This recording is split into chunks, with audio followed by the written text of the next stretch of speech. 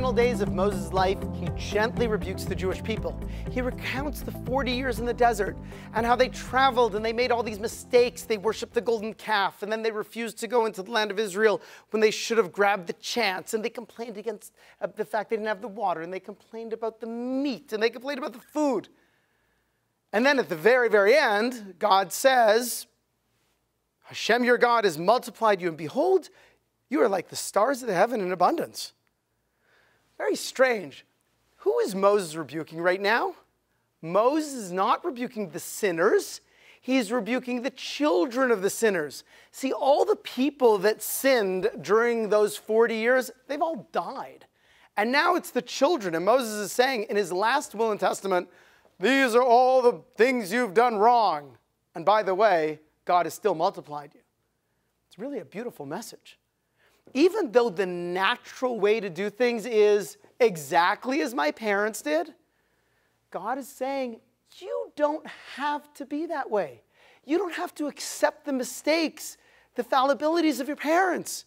You can change the direction of your life, the trajectory of your family. He's saying that the Almighty loves you and is willing to embrace you if you change. It's a beautiful thing. One time a friend of mine calls me and says, Rabbi, I had the strangest call from a friend of mine. I said, go ahead, tell me. He said, he asked me why I don't keep kosher. So I told him I don't keep kosher because I didn't grow up keeping kosher. So my friend said, well, that works when you were in your parents' house, but you're 30 years old now. You're a lawyer, you're married, you have 2 kids. Now why don't you keep kosher? Don't you get to a certain point when you have to make the decision? And I think it really is that way with all of us. All of us inherit certain things from our parents. You show up in the doctor's office, he gives you a questionnaire. Does your family have heart disease? Do you have stroke, cancer? Because we know that many times there's a predisposition in our family in a physical thing.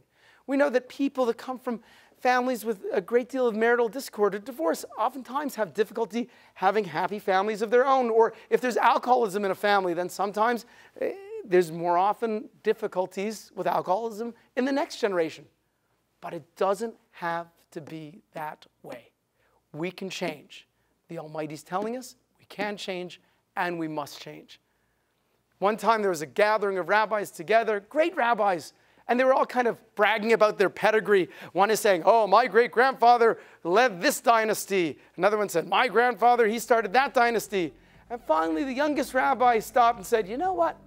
I've decided that my family's dynasty begins with me.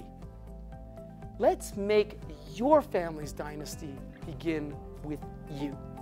I'm Rabbi Wyne, the Young Israeli of Las Vegas.